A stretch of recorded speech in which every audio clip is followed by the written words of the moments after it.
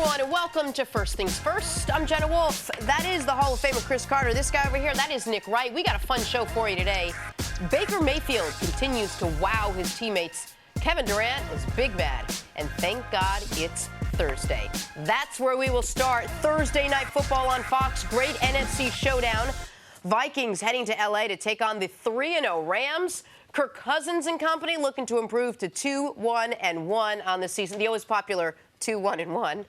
While Jared Goff, Todd Gurley, and the rest of those Rams and the high-powered offense look to cement their place as the best team in the NFL. We will preview this matchup, but not before Rams head coach Sean McVay takes a stab at it. Take a listen. This week provides a great challenge, going against an excellent team, really sound in all three phases. They have great players. They're very well coached.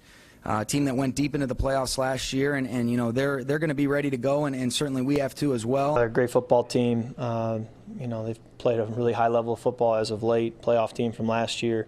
They're well coached. You have great players. They can beat you a number of ways, and so we understand we've got to play our best football to be able to come out of there with a win. This is a great way for Fox to kick off NFL Thursday. This is a great one. What do you think is the key to this matchup, C? Well, anytime you're facing a team, if you want to start with the Vikings and their defense, which has been a dominant defense, not last season, but since Zimmer's been there, especially the last 5 seasons, Nick, is very notable as far as they've been a top 5 defense, very consistent, not only against the run, but also against the pass. If you're going to start with the Rams, how are you going to slow down that high-powered offense of them? You got to play great red zone defense, all right, because they're going to get some yards on you. They have too many players. They have run a great system. They confuse the defense an awful lot. So you can expect from the 25-yard line to the opposing 25-yard line, they're going to get some yards. Don't get too frustrated. How many times, if they get into the red zone, say 6 times, can you hold them half the time to field goals? And that's what the Vikings, their challenge will be. If they get there 4 times, can you hold them 2 times to field goals? If you can do that, then the Vikings have a chance. On the other side, the injuries that they have so many. And just like the game I covered last week, the only reason why New Orleans wins that game, because all the injuries, and Atlanta didn't have enough bodies to be able to throw at them. If I'm the Vikings, I go with 3, 4 wide receiver sets. I stress Wade Phillips and that defense out. They're making wholesale substitutions. Both their cornerbacks are going to be out of the game. And there's not enough time for the 5th, the 6th. They're going to have to sign someone off the practice squad, get someone off the street. There's not enough time to prepare for a very, very extensive game plan for these younger and inexperienced players. So not only are they younger and inexperienced, but they're also not as talented. So Wade Phillips is not going to be playing a lot of man-to-man. So those are the keys to the Vikings. You got to play really good defense in the red zone, and you got to take advantage of the injuries that the Rams have, because I don't think there will be another game where you're going to face both of the starting cornerbacks where they're not going to play. And when they're both premier corners, some of the center points of their defense, much like when the Broncos had Aqib Talib and Chris Harris, when Talib was probably a better player than he is now, and now the Rams have Aqib Talib as their secondary corner and Marcus Peters, and both of them going to be out for tonight's game. Big picture-wise, I think a lot of people are going to focus on Kirk Cousins, who had awful ball security last week. It was one of the underrated parts of that game. It's not the interceptions. Yeah, he had 1, but it's the 3 fumbles. I'm going to talk about a guy that could cause those fumbles, because there is one guy that could ruin this game for the Minnesota Vikings, and that guy is Aaron Donald. You said before the year, before the Vikings suffered some offensive line injuries, and I know Pat Eflin's going to be back this week, he played a little bit last week, that the Vikings offensive line was the one spot on their team that you had real concerns about when you look at the whole 53-man roster. Well, Aaron Donald is still Aaron Donald. And Aaron Donald up against the guard-center-guard combo of that Vikings offensive line, if they cannot handle him, if he gets pressure on Kirk Cousins up the middle, which then is going to obviously flush him out to the side, which is where Anthony Barr or Kendricks or any of the Donnell Hunter, any of those guys can really damage you. I'm sorry, I apologize. Any of the Rams defenders out there on the edge can go out and get you. That's where I think the game can be ruined for the Minnesota Vikings. If Aaron Donald dominates his spot up the middle, which he does so often, and that is the weakest spot on their team. That's an area that they have to prevent that from happening. If they do that, I like their chances on being able to do exactly what Cris is talking about. Take advantage of the young corners. Take advantage of the lesser players on the outside with Diggs and Thielen. But Donald can ruin that entirely himself. I know we're saying Kirk Cousins has to have a better game than he did last week. This is why you went out and you paid Kirk Cousins. It's for a game like this. It's for a game against what arguably the best team in the NFC against the Rams. You want to see more from Kirk Cousins than what you saw last week, right? Well, the Vikings as a team and what they were going through, one of their best players, one of their captains in crisis, a serious mental health issue involving other players also. So I'm not going to blame all that on Kirk Cousins. And the reason why, because that's a Vikings team that we hadn't seen. They've been very, very consistent with how they played and the energy for which they played with. That was a different team on the field last week. Now, Kirk Cousins fumbling the football or turning the football over, those are things that Kurt has done, and he's got to be responsible. But as we saw in the Green Bay game, he went tit for tat with Aaron Rodgers. Now, Aaron was hobbled, but when you look at the numbers, they didn't tie that game because their lack of productivity from their quarterback. Like, Kurt has proven himself within that locker room for people that I talk to. To me, I believe the biggest story of this game is the quarterback on the other side. Because I believe Jared Goff, he can be a superstar. But I believe that everyone else is going to look every other way for the Rams to be able to give them credit besides their quarterback. You can't run this type of offense with just a play caller in Sean McVay. Yes, he deserves a lot of credit for the creativity, but if you don't have someone driving the car like Jared, I don't believe he's a game manager. I believe he's going to be a big-time player, and he's got great players around him, and I believe that's the reason why they're the best team right now in the NFL. And he is coming off one of the best games of his career against a good Chargers defense. I know that the Chargers don't have Joey Bosa, and they're not going to have him. They still have Melvin Ingram. They still have Derwin James. That is a good defense, and he carved them up. 80% completions, 3 touchdowns, 124 rating. He was my big X factor for this team coming into the year. He has gotten better every single week this year. He was like a A- player week 1 to an A to an A+ in week 3. So I think it's a great point that when we talk about the success of the Rams, they're one of the few teams that the quarterback's almost a supporting actor in the story. We talk about Gurley and all the weapons they have. Goff has been excellent for them, and he can be the X factor in this game. I'm going to bring up one other thing that might seem like a small point, but it could be relevant tonight. I think a 5:20 weekday start in Los Angeles is going to minimize a home field advantage for the Rams early on.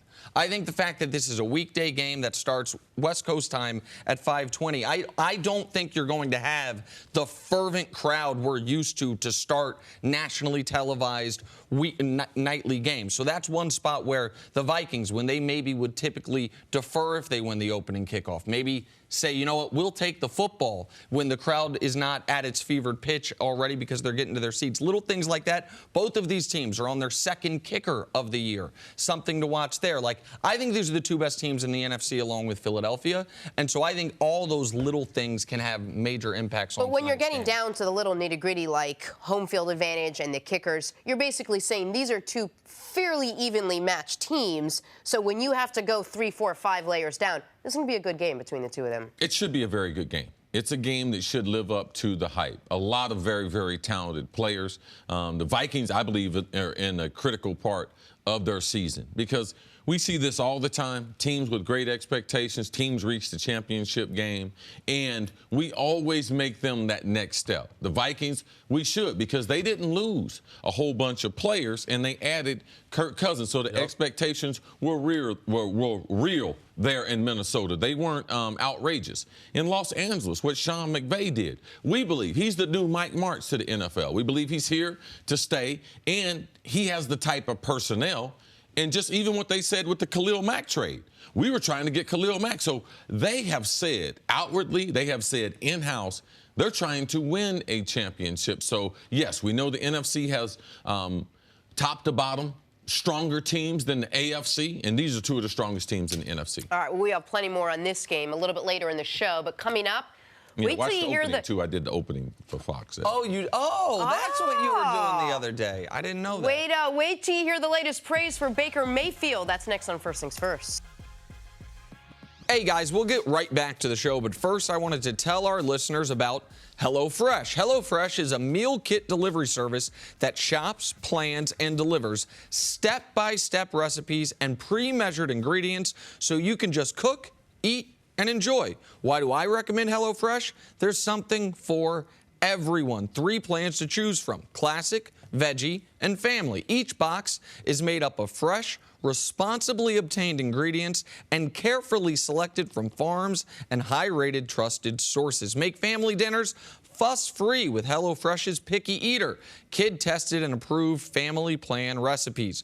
Rediscover the excitement of cooking. Look forward to your HelloFresh delivery, knowing dinner just got that much easier. HelloFresh believes cooking should be simple and convenient, not a chore. All the ingredients come pre-measured in handy, labeled meal kits so you know which ingredients go with which recipe. You won't spend all night in the kitchen because recipes only take around 30 minutes. There are so many benefits of subscribing so you can keep enjoying HelloFresh week after week. Spend less time meal planning and grocery shopping each week and get that time back to do more of what you love. Get delicious filling meals delivered right to your door every week for less than $10 per serving and free shipping for a total of $60 off.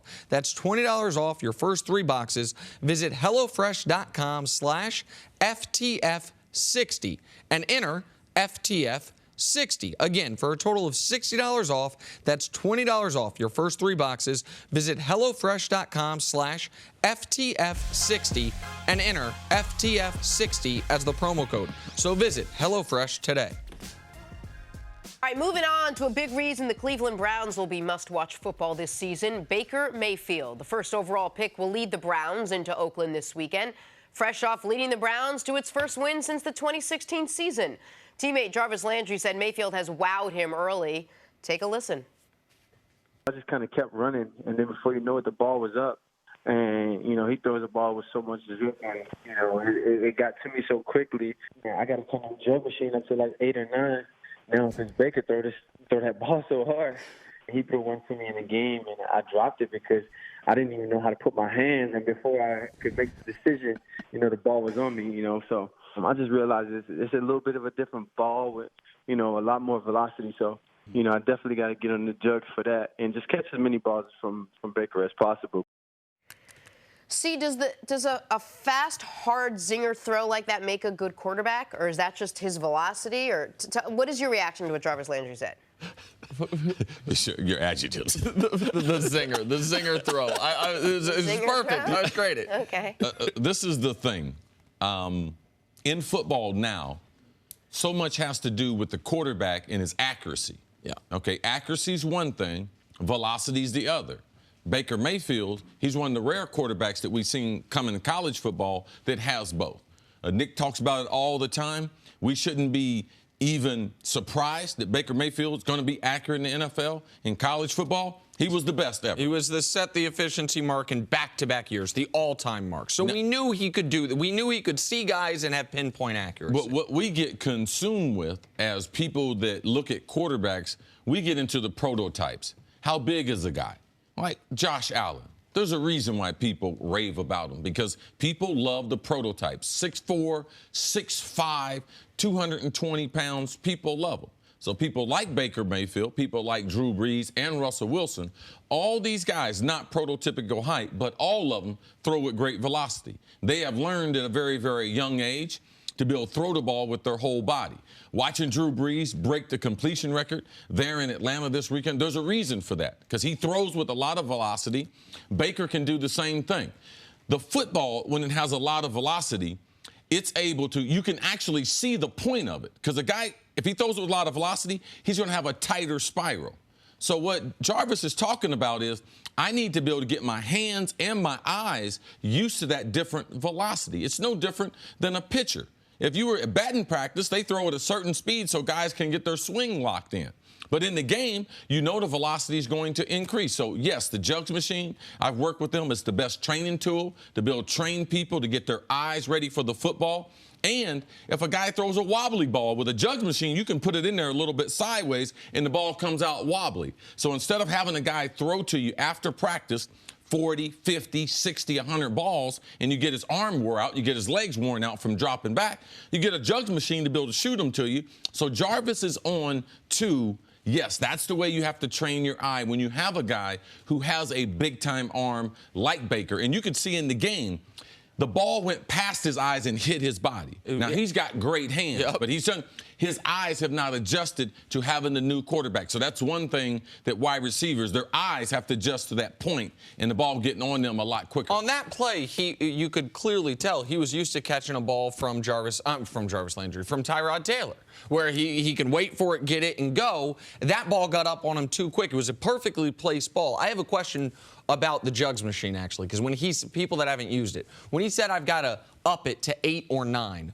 what would the speed be for a typical average quarterback that you'd want to practice on? Yeah, I don't think the speed is important because it can get very, very dangerous. You can get them up to close to 100 miles an hour. And we've been working on them for a long time. Typically, you start off around 45, 50 miles an hour. In college, around 65. NFL, 75 to 90. That's what we're typically going to have it gauged at. One thing, too, is you have to be careful of the distance. Because even if you have it on a certain miles per hour, the closer you get to the jugs machine. And that's what Jarvis eventually, he'll be able to do that. But so my question is, or my observation, I should say, is there are a lot of guys that have really strong arms. But what we've talked about with Josh Allen, even if he has the strongest arm, is that what we saw from him in the preseason, what we saw from him in college it was fastball every time.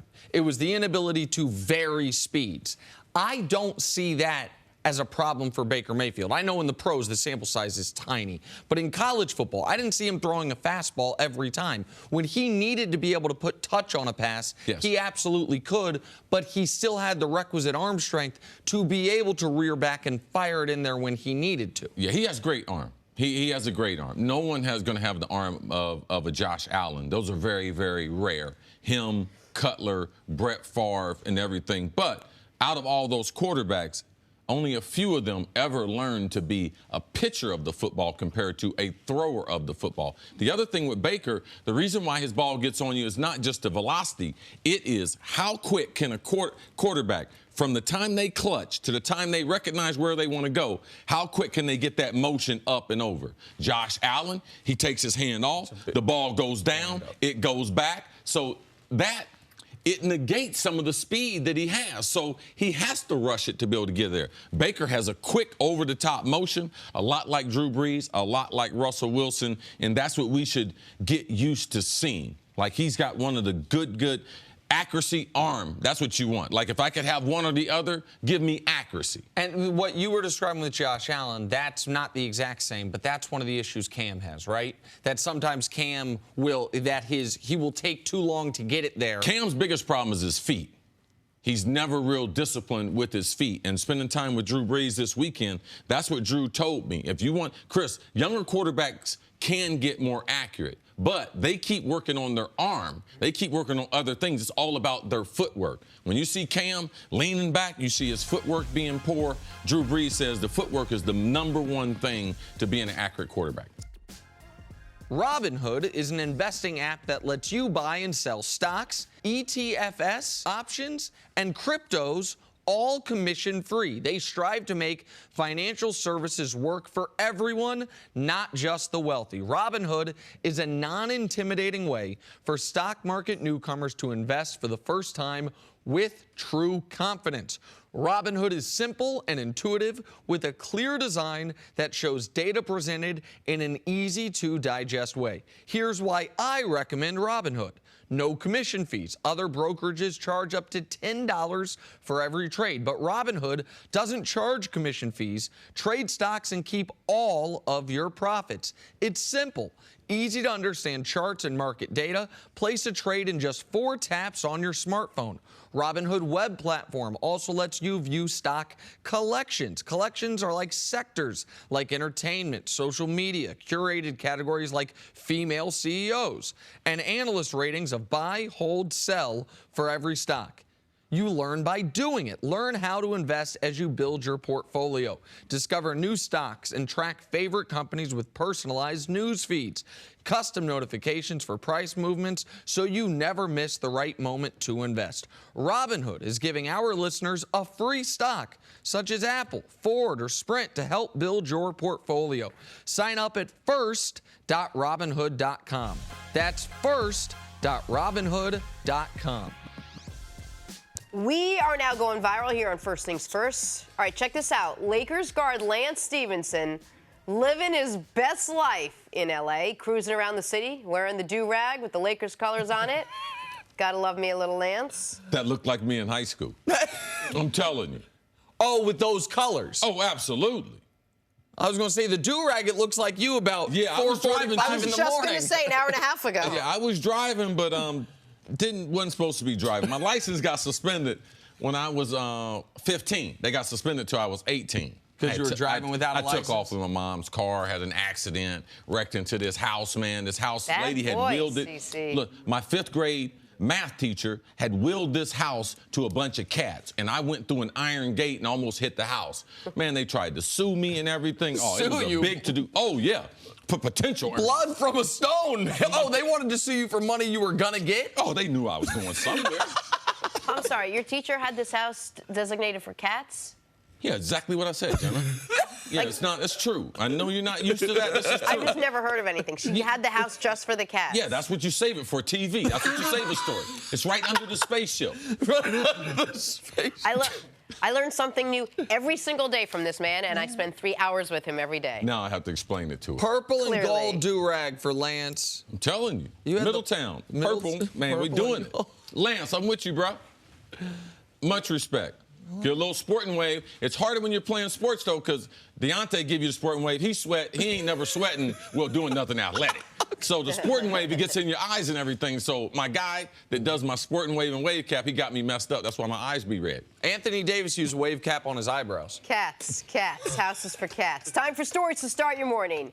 Speaking of, Anthony Davis had some bold words as he prepares to try and bring the Pelicans back to the playoffs. He said he is the best player in the game. Nick, is Anthony Davis the best player in the game, or did he just mumble the words, according to my agent, right afterwards? He's not the best player in the game, but he could finish this year the second best player in the game. He absolutely could. Like, could Anthony Davis leapfrog Durant, Steph, and Harden this year? He could. Like, I'm not going to put that past him. He's right on the cusp. If he can right leapfrog them, then he can leapfrog LeBron. You said yesterday, and I agree with you, that the gap between LeBron and second place is enormous. But I just can't allow you just to say, oh, he can leapfrog those other guys. I mean... Well, I think some people already think he's ahead of Harden. Some people already think he's ahead of Steph. A lot of people think it goes LeBron, Durant, Davis. And so if you're third in some people's eyes, can you become second? Sure. I go Durant, Steph, man. I would too. I'm just saying I think he can get in the discussion for second best player alive. And that's the only spot available. Yeah, it's hard to be the best player in the world and have eyebrows like that. That's why I get mine done. All right? Like, brow. Take my advice. If you want to get on LeBron's corner, get touched up. Like, all right? I'm just telling you, get touched up. You got a guy. European waxing. Oh. No, I got a girl. Guys. We can't have any Anthony Davis discussion until he gets his eyebrows fixed, because that's all CeCe can focus on. Moving on to Arizona rookie quarterback Josh Rosen. It took me a while, too. He had a lot of pressure before we got him done. He will face off against the Seahawks this weekend as the starting quarterback. However, he says he has prepared every week like he's the starting quarterback. See, what are you expecting from Rosen in this game? I expect him to struggle. I love these guys when they do their interviews and everything. They say, Jenna, you're preparing for your first show. It's like, yeah, Jenna's like, no, I've been preparing. I've been doing shows all along. Well, you ain't never done no shows, so how you prepare? Right. So these guys are just young. They don't even know what they're saying. Listen, that first quarter is going to be a football game he had never seen before. He's going to struggle. Eventually, though, he'll figure it out. Yes, he will. They need better talent around him. So protect him. Don't let this kid, because this kid's from the suburbs, don't let him get. Thank God they got the new pillow rules for the quarterbacks. Yeah. This is a perfect time for him. The pillow rules. Gee, because he's not. He can't take a serious pounding. I did just see Sam Darnold a few weeks ago in his first game ever I think he's from similar communities as Josh Rosen, come out and play quite well. He's a lot tougher than him. Okay, fine, and he's built better than him. But again, I think just based on college, how they responded to getting hit for sure, and their body, and he's built better. No, I'm conceding that point. And of course, anyone can get beat out of the game. But as far as do I think it's possible Josh Rosen comes out and has a good rookie debut? Absolutely. Now, does that mean he's going to have an awful game at some point in his first month of football? Is it going to be game 1? Game 2, game 3, I'm not sure, but I think he can play well his first game. All right, moving on. Bad news for the LA Chargers. Joey Bosa is expected to be out until at least week 9. He continues to recover from a bruised bone in his foot. Nick, how big of a deal is this for the Chargers? It's a big deal for the Chargers, also a big deal. Let me rip up my Joey Bosa Defensive Player of the Year bet ticket because that's useless now. I mean, you're like the Madden curse. If Nick says it about you, watch your career going the other way. LeBron, watch out, buddy. You might lose a hand or something. That's why he broke his hand in the finals. Listen, this is a huge blow. There's a reason that myself and others thought he could be Defensive Player of the Year this year. He is a great player. And the Chargers have already once again dug themselves a hole they shouldn't have. By the time he gets back, the Chiefs might have created too much of a distance between them and the Chargers for the division. Jenna, let me give you a little news flash here. There is no bone bruise that lasts 2 months, okay? When he originally got hurt, I think it was something more serious. All right? They tried to act like, he's day-to-day. He's been day-to-day for a month already. Yeah, over a month, yes. So I think something is seriously wrong with this foot. Man, the Bosa right now, their family, man, they're going through some injury. Joey hurt with the Chargers. Nicky hurt with Ohio State. Good football players, but get rested. Them feet are very, very, they can alter your career, man. Take your time. All right. Finally, the Patriots offense has struggled through the first 3 weeks. This is interesting. One former Patriots executive placed the blame on an unexpected player. Mike Lombardi said Gronk doesn't have the same quickness that he once had, and that limits what you can do offensively. CC, do you agree with the assessment? I mean, I'd like to see the tape that he was looking at, or I'd like to be sitting in the couch or something with the dip in it that he saw that he was sitting in. He could see that on his TV screen. It's impossible. If you watch the coverages that Gronk has gotten, it's impossible to judge how fast he can move because he's limited off the line of scrimmage. The game plan for the first 3 weeks, the Texans, Jacksonville, Detroit, man, negate Rob coming off the line of scrimmage, put multiple people on him, put a lot of people in front of him. You can't judge that. So I don't know what he's looking at. All right? I'm going to tell you. I don't know. He typically has some good stuff to say, but sometimes people are reaching. I don't see that in Gronk right now, or I don't have enough plays that I would be able to justify saying that. I have not seen enough video evidence of it. I mean, who has the best release off the line of scrimmage of any player in the league right now, or just one of the best? I'm not asking you to give a definitive number one. Odell Beckham. Okay. How quick would he look if he was getting gunner coverage at the line of scrimmage, double teamed at the line like Gronk was against Detroit? No, he would slow down tremendously. Right. And Gronk, by the way, it's not like he ever was a burner. That he's too big to be that. Gronk's ability was how strong he is, how big he is, what an absurd catch radius he has. Like, those were the things that Gronk did and has always done at an A-plus level. It's never been, I'm going to beat my man off the line of scrimmage and be running free down the field. Think about the Gronk highlights we know that come to mind. They're not him running wide open. It's contested catches. It's catches where he has someone on him, but he's able to get enough separation to go up and get it. And the last time I heard a rumor like this about a great Patriot player, it was after Kansas City, I think, had annihilated him. And Tom Brady was done. And Trent Dilfer admits his worst day in television. He was like, "Oh man, the dynasty is over. They're done. Tom Brady is done."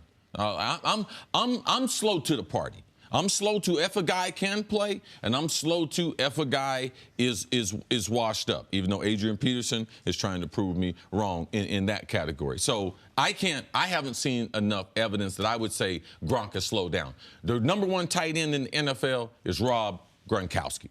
Number 2, Travis Kelce. He's also basically their only target. He's been double teamed and getting double coverage every game so far. He's clearly not the problem with this Patriots offense. And if other teams thought this, then he wouldn't be getting the coverage that he's getting. Like, if they thought, oh, Gronk's a lesser version of himself. Yeah, they used to cover him with one guy. Now he's slowed down to covering him with two.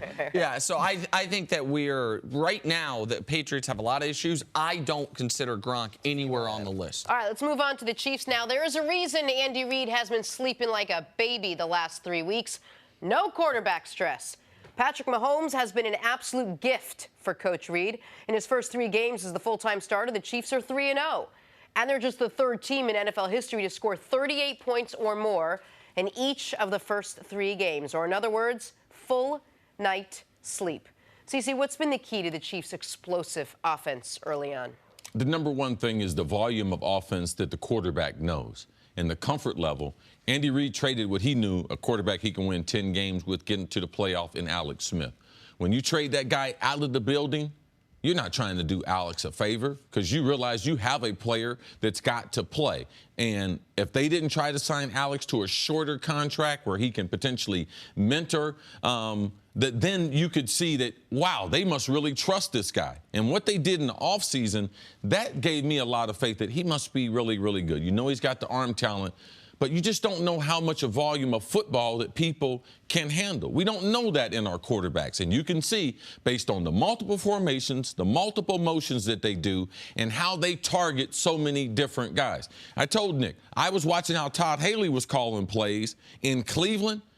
I knew they were getting ready to bench Tyrod Taylor, because I knew that the coordinator, he couldn't call plays and attack the defense the way he would typically do it. Andy Reid, when he got Donovan McNabb running at full speed, that's the way he attacked defenses. And when he has talent on the outside speed, like he has in Kansas City, that's how he's going to attack NFL defenses. And that speaks to the ability, not only arm talent of Mahomes, but it speaks to his brain and how much information he can retain and be able to spit out to his teammates in the leadership role. I'm glad you brought up Todd Haley, because the Chiefs lost their offensive coordinator this summer. Matt Nagy, he went to go be the head coach of Chicago. By the way, the Andy Reid coaching tree is now 1/4 of the NFL. Andy Reid plus 7 assistants. Those are 8 head coaches. Yeah. And so Doug Peterson, Ron Rivera, Todd Bowles, go down the list.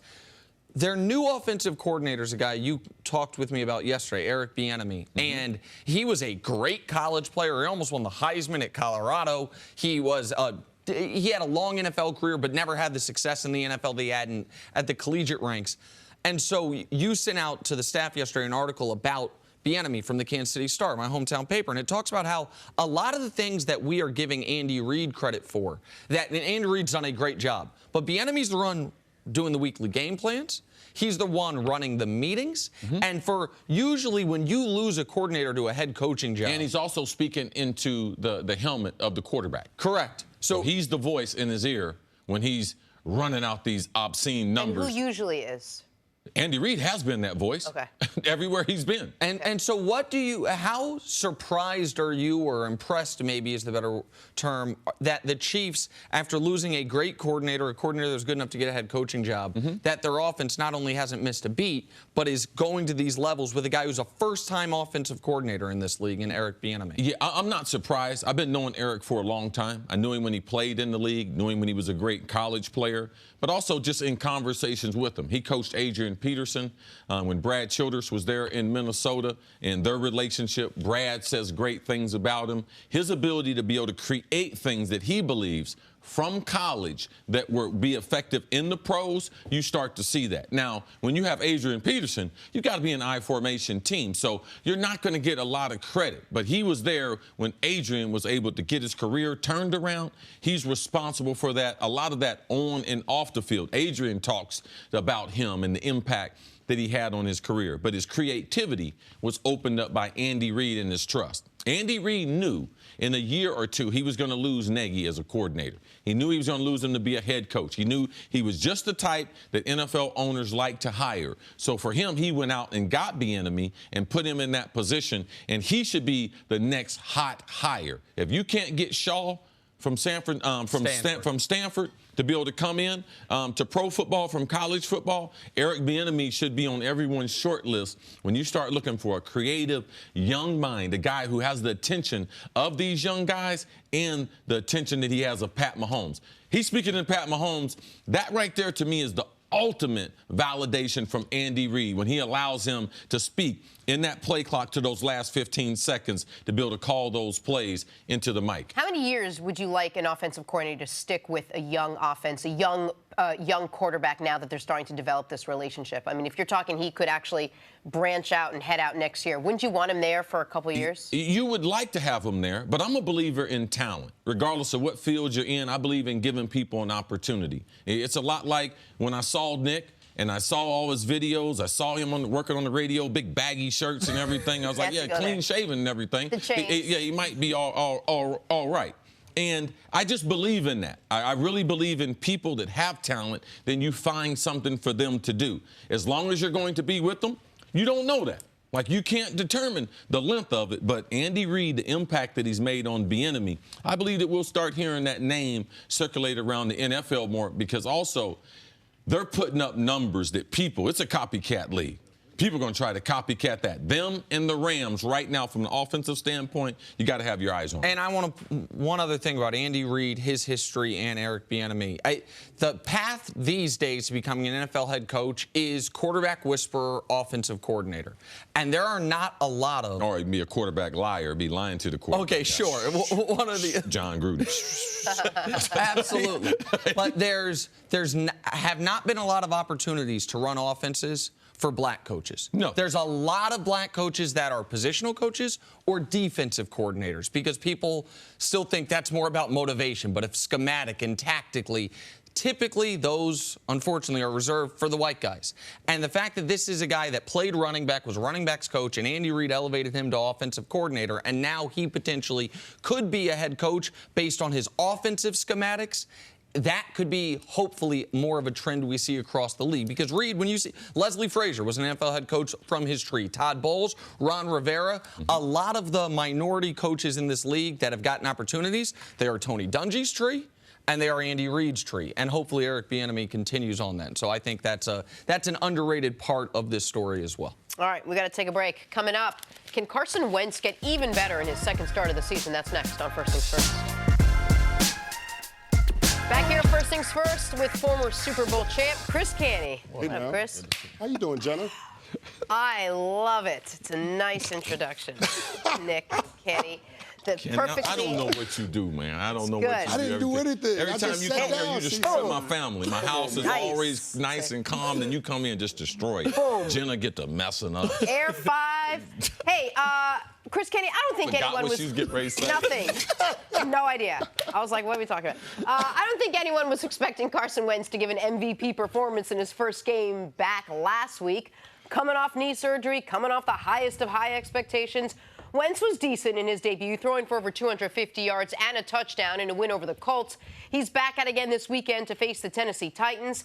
His head coach fully understands and expects an upward trajectory with his play as the season goes on. I think things will, come into focus a little bit more for him this week.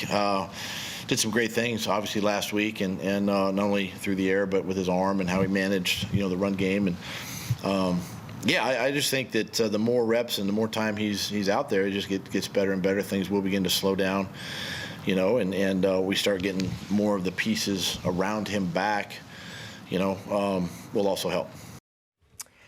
Cris, expectations were tempered in game one, the first week that Carson Wentz saw a little play action here. But what about for week two? Do they open things up a little bit more for him? Well, I don't know if they necessarily need to open things up. I think they'll have more in the game plan because Carson Wentz would have settled down. He won't necessarily have the emotions going like he did coming back because this is his first real game action since that injury in December. But I like what Doug Peterson tried to do at the beginning of that game, using that turbo tempo, letting Carson get into a rhythm, and, oh, by the way, standardizing that Colts defense. Colts came out in a lot of split safety looks because guess what? Jay Ajayi and Darren Sproles were down. So they weren't necessarily afraid of the run game of the Eagles.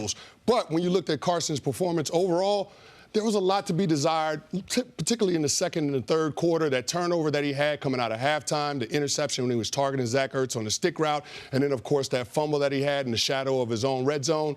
Those plays can't happen. Now, when the Indianapolis Colts went up with that field goal, he did respond with the 17-play, 75-yard drive and ultimately put the game out of reach, and it took up 11 minutes in that fourth quarter. So you gave the Colts back the ball with 3 minutes left. So that was phenomenal. He was at his best when his best was required. I'm just looking in this game against the Titans for Carson Wentz to clean up some of the mistakes that we saw. Getting Alshon Jeffrey back will help. He was full go yesterday in practice coming off of that shoulder injury. So those are the things that will help him moving forward. But this was a performance in his debut that he can build on. I think that's spot on. I went back and rewatched this game last night because there's so many games going on at 1 p.m. on Sunday. It was hard to focus on just one because I wanted to watch Luck more closely, and I certainly wanted to watch Wentz more closely. And what I saw in that game was rust as far as some of the ball security, a lack of sharpness on some of the throws, as you're mentioning. Fully expected. Absolutely. But what I also saw, which I didn't know if I could fully expect, was Wentz in the biggest spots, looking just like Carson Wentz, and some of the things that made him special last year, that made him the leading MVP candidate last year, which was 3rd and 9. You've got not only a pass rush, but they get to him. It's one thing to be pressured, nothing to be hit. Him to shed that hit, roll out to his right, hit Nelson Aguilar as part of that 17-play, 75-yard drive. The things that I would have been most concerned about if he didn't look the same on, because those are things that made him special. The ability, the passes downfield. In the game, the 2 games with Nick Foles, they completed 2 passes, 20-plus yards down the field. He completed 2 himself, or Carson completed 2 by himself, I should say, in last week's game. Like you saw, okay, once he gets more game action, some of the rust starts to fall away. He, I think, is going to be the same guy he was last year, which was, at least in my eyes, a legitimate concern. So I was very encouraged by how he played, particularly on that drive that salted the game away. Now, I've said this for the last couple of years. Carson, he's a superstar. He didn't have to play well in week number 1 for me to know that. Like, you know, the guys can play this game and which guys can play it at a high level. Also, I think that we think that a knee injury is a major injury anymore, and it's really not, and especially for a quarterback. If you look at our top quarterbacks in this league, that being Aaron Rodgers, he's had 3 knee procedures. Tom Brady shattered his knee in the pocket. Drew Brees, from the other extent, his shoulder had to be reconstructed. So a lot of times these injuries, we as people covering the game, we think that, man, when was the last time we seen a premier player's career altered by an ACL? It's very, very rare. These are like normal surgeries now. So we should expect him to be able to come back and play at a high level. We shouldn't expect in the first game with no training camp, no preseason games, and missing the type of action that he missed it.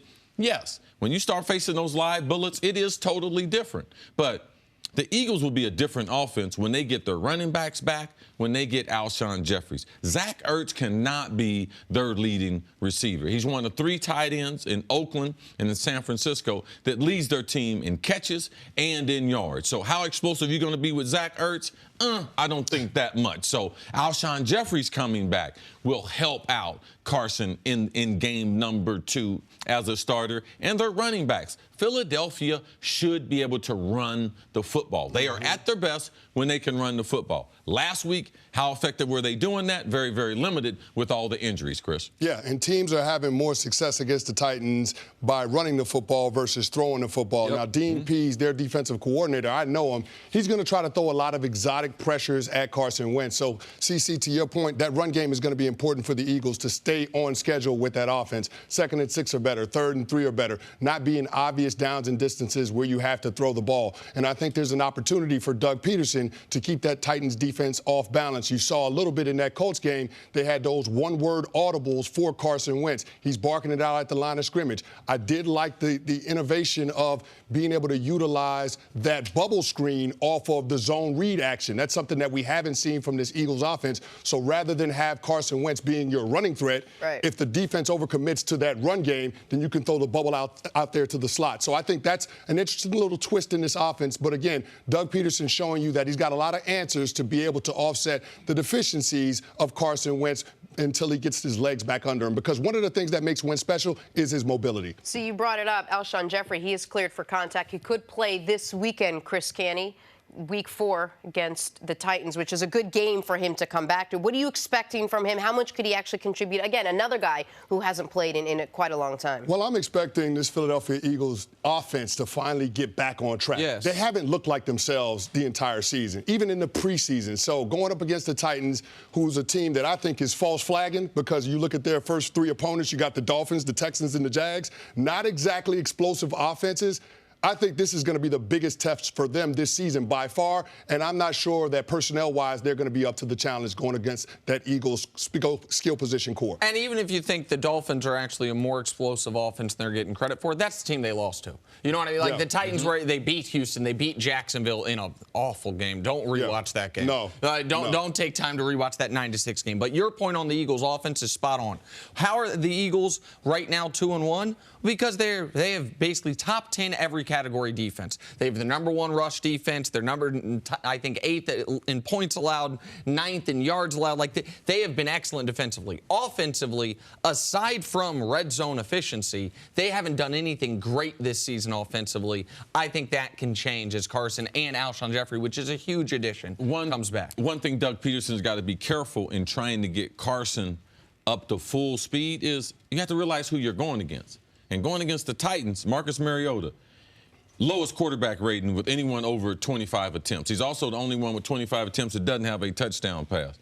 In 6 of the last 8 games, 7 starts for him, he's thrown the ball for less than 200 yards. So why would I be trying to force the ball with Carson doing a lot of things that I might turn the ball over when I think that the Tennessee Titans are going to have a hard time going against that Eagles defense? All right, Cris, stick around. Coming up, why did one quarterback call his benching a slap in the face? That's next up, First Things First.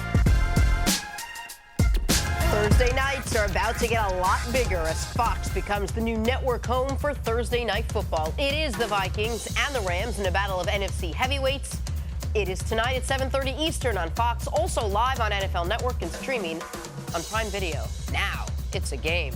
Cannot wait. What a game to debut our coverage this year. All right, back here on First Things First with Cris Canty. Big news in college football. Quarterback Kelly Bryant decided to transfer from Clemson after Dabo Swinney decided to go with freshman Trevor Lawrence as the starter. Bryant had a 16-2 record, replacing Deshaun Watson after Clemson won the national title. He had this to say about his decision. They asked me how I felt about it. I was like, I'm not discrediting Trevor. He's doing everything ahead of him and asked of him. But on my side of it, I feel like I haven't done anything to not be the starter. I've been here. I've waited my turn. I've done everything y'all have asked me to do, plus more. I've never been a distraction. I've never been in trouble with anything. To me, it was kind of a slap in the face. All right, CC, start with you. What do you make of Kelly Bryant's decision? Well, if you look at the top programs in college football, all of them have issues as far as their quarterback. Not only Clemson, look at Alabama, the same type of controversy. Ohio State, one of the teams finished right outside the college football playoff last year. You see they have Joe Burris. He transferred to LSU. He's starting for them now. They had the same thing going on. It's called over-recruiting. The top teams in college football, yes, they will recruit you. They'll tell you how much they love you. But if you think they're not out knocking on kids' doors trying to bring in more talented players, then you are wrong about college football. That's what these programs are going to do. So, yes, they're in love with you now until they fall in love with someone else later. Has Kelly Bryant developed the way that we thought? I thought he was going to be the next Deshaun Watson. But only reason why is because he was a black quarterback playing at Clemson. I was wrong about that because he didn't develop as a passer. Anytime you have a blue-chip kid, a 5-star kid, who comes out of high school football, enrolls in Clemson early. He was the #1 player in last year's Rival and 247 scouting service. #1 player, #1 pro quarterback. You know this kid's coming to campus. You have to make sure that the coaches think that he's going to be the future and not the right now. And Kelly Bryant didn't do that in the spring, didn't do that to the summer. They were basically even the whole way. And I always tell kids, they're always going to give it to the younger player in college because they have more years of experience, and his ceiling is going to be higher because he hadn't been there 3 or 4 years like the other prospects typically have been. So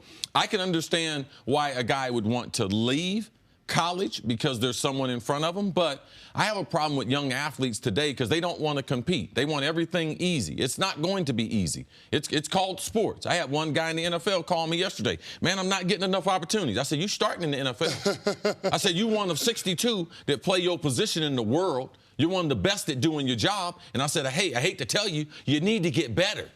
Get better at the small little things. And Kelly Bryant didn't get better at the small things. That's why his position was taken. And it's not a slap in the face. It's called competition, and it's called sports.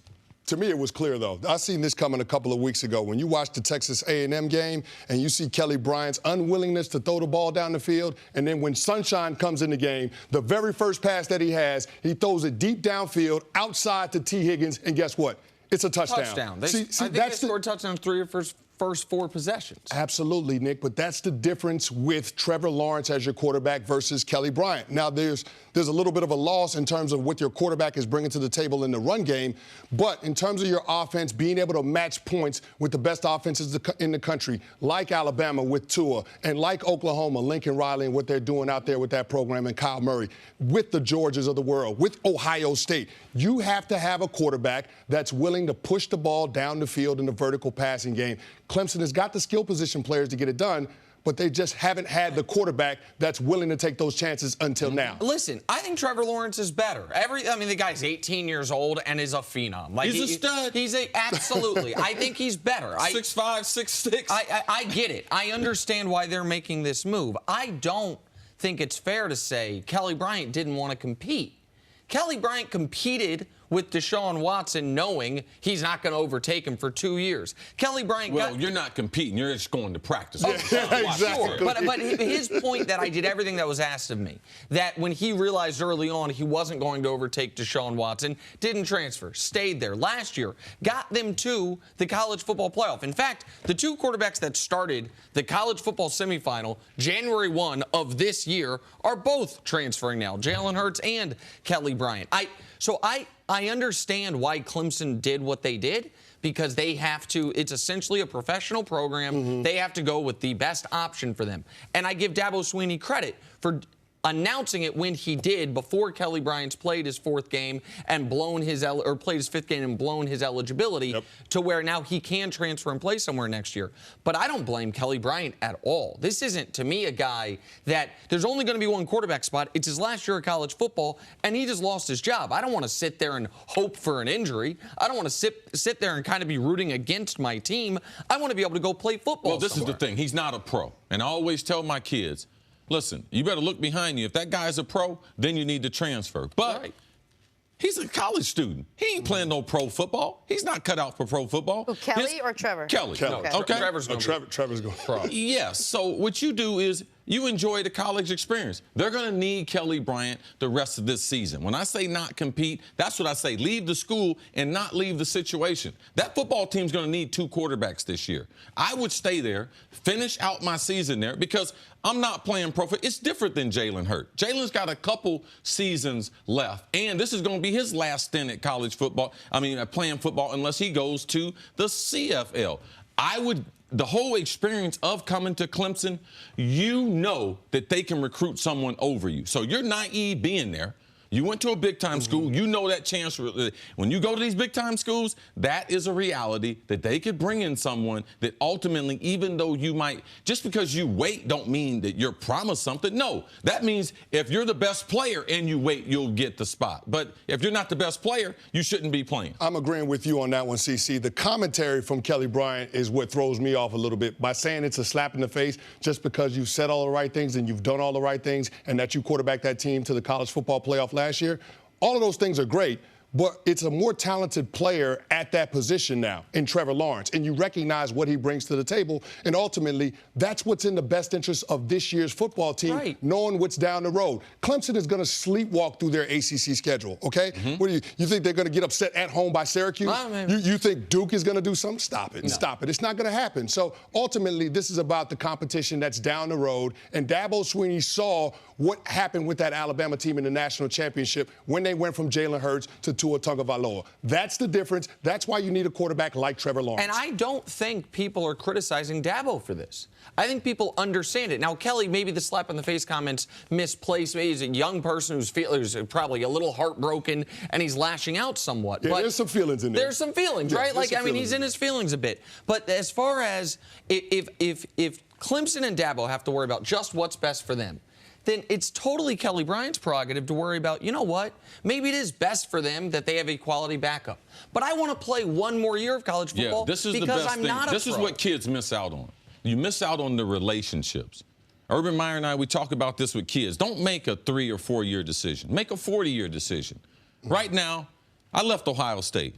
1987. In 2018, I can go to that campus. I can go to any game. I can do anything I want. I got relationships that I've established with boosters. I got relationships I've established with people in that university that will last a lifetime. That's what you miss when you transfer. All right? Those relationships and being part of Clemson and going to Clemson and being a Tiger and being in Death Valley and doing that for 4 or 5 years, that right there is his reward. All right?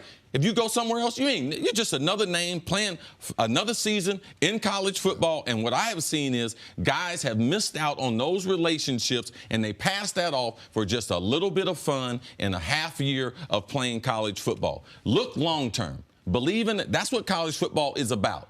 You and your colleagues on the football team, we have an advantage to the normal student body because I'm gonna get to know these people. I'm gonna reach out. These people are gonna get to know me, and I have a chance moving forward in my life, not like the other students do, because they haven't had that access.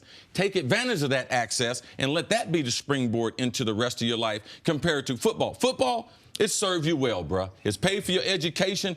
Take advantage. Don't let football use you. You bounce around to a couple schools. Football's gotten the best of you, man. Use college football and get the best of it.